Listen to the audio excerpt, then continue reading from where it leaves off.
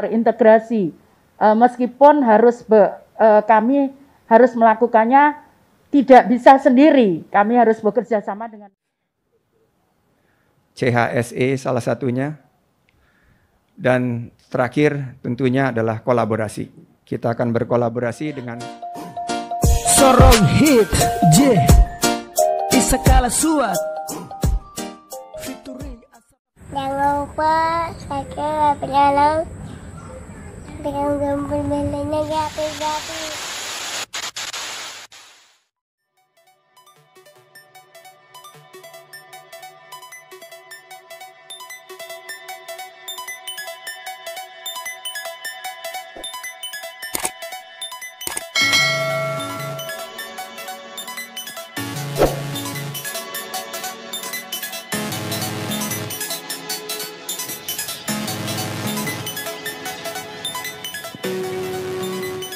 Assalamualaikum warahmatullahi wabarakatuh. Selamat sore, salam sejahtera bagi kita semuanya. Om Swastiastu, Namo Buddhaya, salam kebajikan. Bapak Ibu, saudara-saudara sebangsa dan setanah air, pada sore hari yang berbahagia ini, saya bersama-sama dengan Bapak Wakil Presiden ingin mengumumkan menteri-menteri baru yang akan duduk di anggota Kabinet Indonesia Maju. Untuk itu, saya akan memperkenalkan satu persatu. Yang pertama, Ibu Tri Risma Harini. Saya kira kita tahu semuanya, beliau adalah Wali Kota Surabaya, dan saat ini Bu Tri Risma Harini akan kita berikan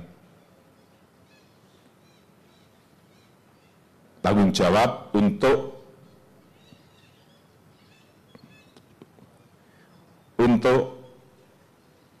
menjadi Menteri Sosial. Silakan, Bu.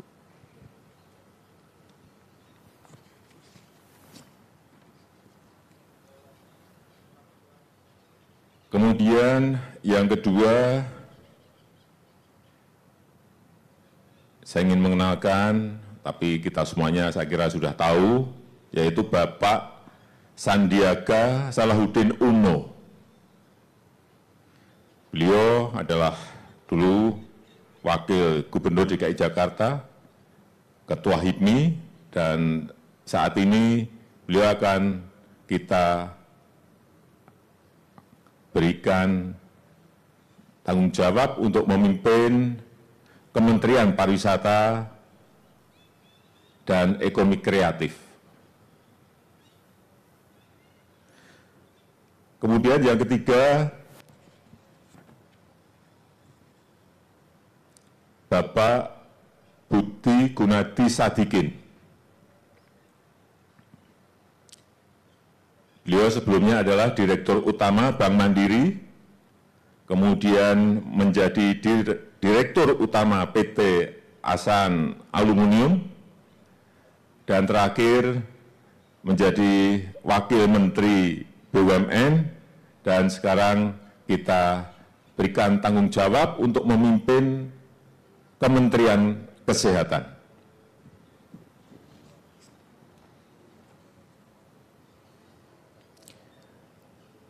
Yang keempat adalah Bapak Yakut Khalil Qaumas.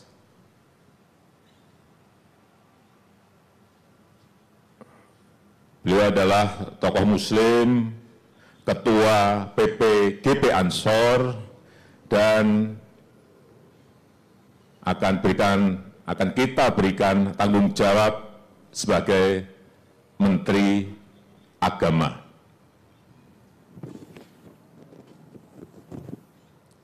Yang kelima, Bapak Sakti Wahyu Trenggono. Beliau sekarang ini memegang jabatan di Wakil Menteri Pertahanan dan akan kita berikan tanggung jawab untuk menjadi Menteri Kelautan dan Perikanan.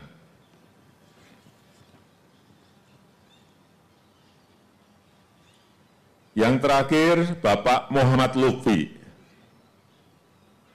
Beliau sebelumnya pernah di Kepala BKPM, kemudian Menteri Perdagangan, kemudian Duta Besar Indonesia untuk Jepang, dan terakhir Duta Besar Indonesia untuk Amerika Serikat.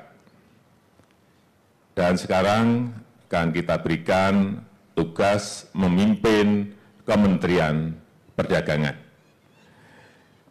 Saya rasa itu perkenalan yang bisa saya sampaikan pada sore hari ini. Assalamualaikum warahmatullahi wabarakatuh. Selamat sore, Shalom, Om Swastiastu, Namo Buddhaya, Salam Kebajikan, Rahayu.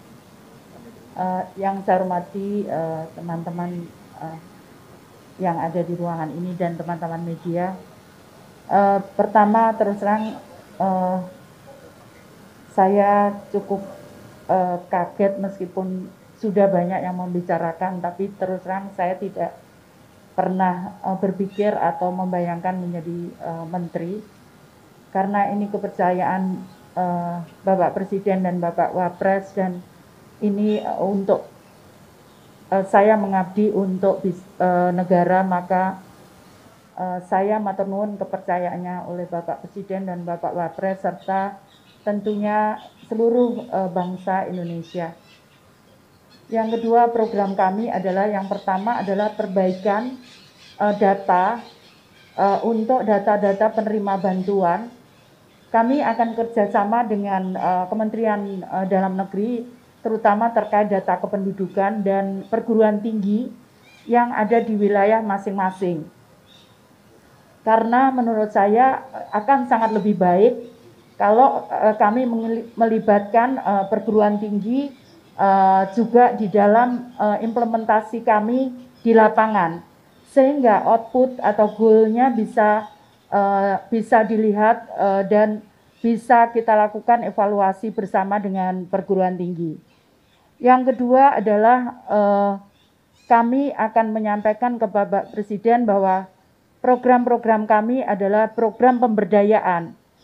Jadi sebagaimana diamanatkan di undang-undang bahwa yang pertama adalah kemanusiaan, keadilan, dan fakir miskin itu dan anak-anak terlantar itu di bawah tanggungan pemerintah.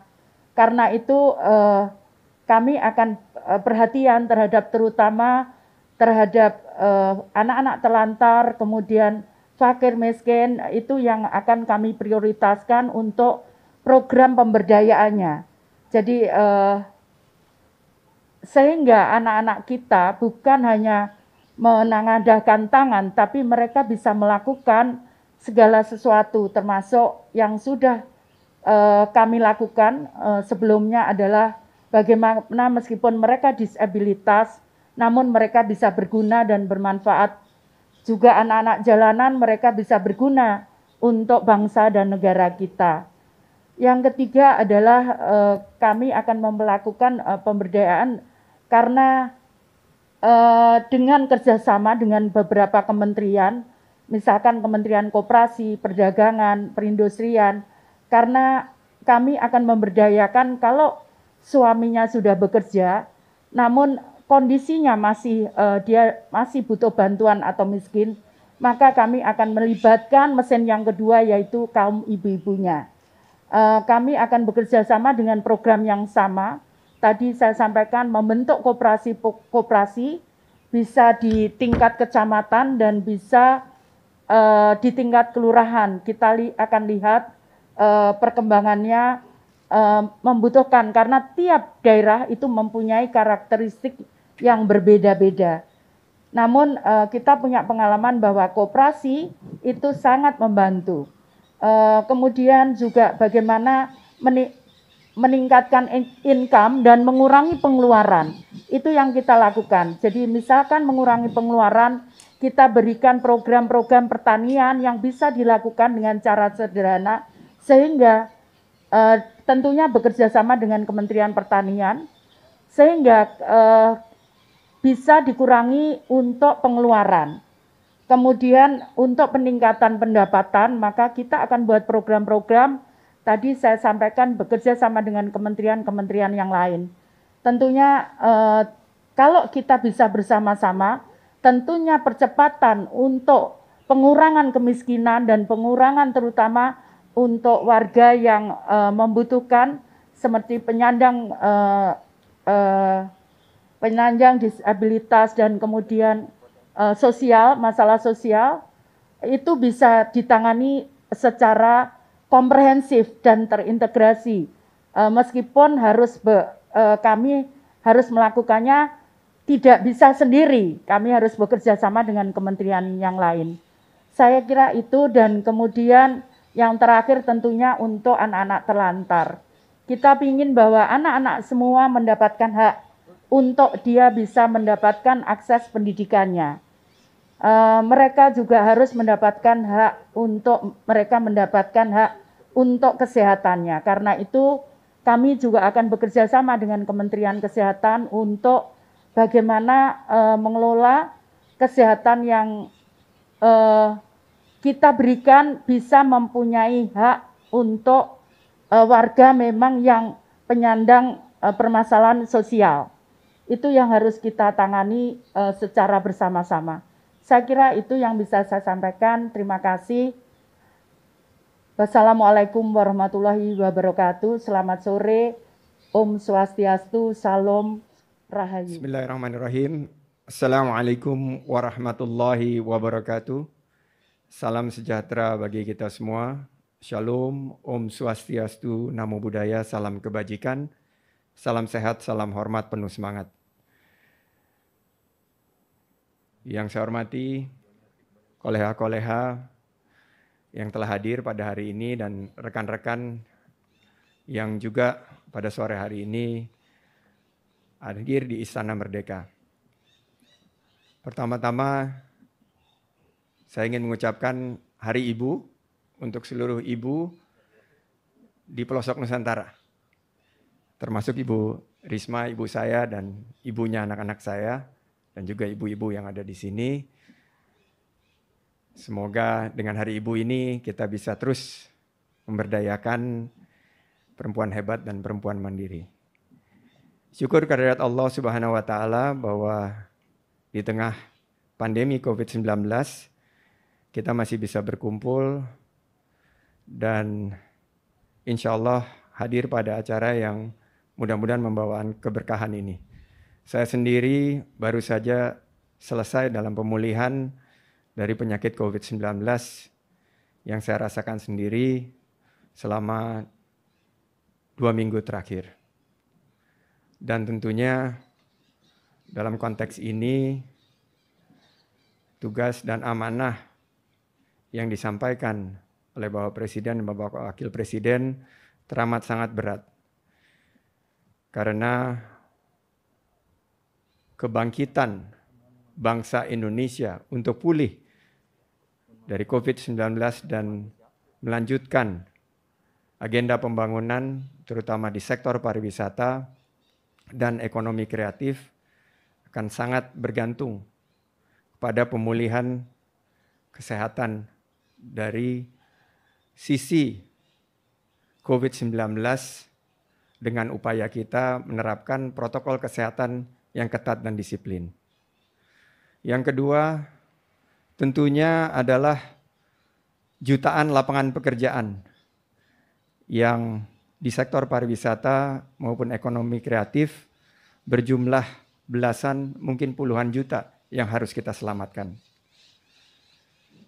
Adapun sektor pariwisata dan ekonomi kreatif ini akan menjadi lokomotif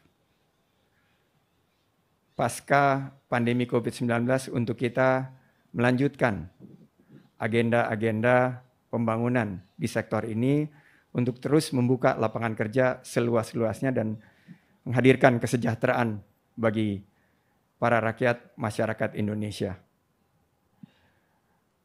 Terakhir, strategi yang mungkin bisa diadopsi adalah strategi inovasi dengan menggunakan teknologi, menggunakan pendekatan-pendekatan big data, pendekatan kekinian untuk memetakan baik dari segi potensi maupun penguatan dan memastikan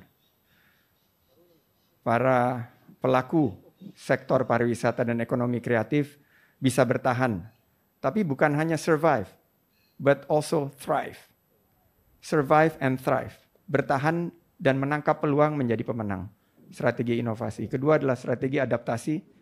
Karena kita sekarang menghadapi pandemi, mendahulukan kesehatan dan keselamatan di setiap destinasi pariwisata dan di setiap lini ekonomi kreatif. CHSE salah satunya. Dan terakhir tentunya adalah kolaborasi. Kita akan berkolaborasi dengan semua pihak. Kementerian, lembaga, pemerintah pusat, pemerintah daerah, pemerintah provinsi, pemerintah kabupaten kota, akademisi, universitas, maupun juga masyarakat dan dunia usaha. Teman-teman Kadin, HIPMI, teman-teman PHRI, dan seluruh asosiasi yang tergabung dalam sektor yang teramat sangat penting ini. Semoga Allah Subhanahu wa Ta'ala meridhoi dan memberikan kekuatan kita untuk keluar dari pandemi COVID-19 ini dan membangun sektor pariwisata dan ekonomi kreatif yang lebih baik lagi ke depan. Saya ucapkan terima kasih kepada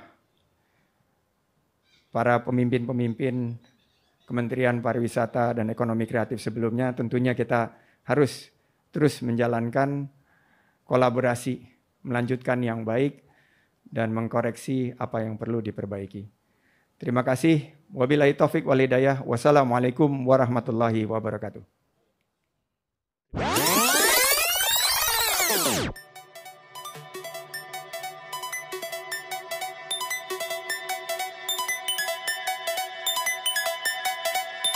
Oke guys, sampai di sini dulu kebersamaan kita. Terima kasih buat kami yang sudah menonton video ini dari awal hingga akhir. Dan juga terima kasih buat kami yang sudah subscribe channel ini. Oke, buat kamu yang belum subscribe, jangan lupa subscribe dan like-nya. Akhirnya saya Free pamit. Kita akan jumpa lagi di video-video berikutnya. See you next time again. Bye-bye.